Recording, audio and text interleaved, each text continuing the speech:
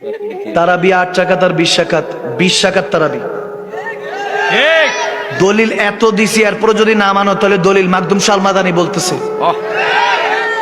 son of জান Shah Madani, grandson of আবেদ শাহ মাদানি, সৈয়দ মাকদুম শাহ মাদানি বলছে 20 রাকাত তারাবি চলবে বাংলাদেশে।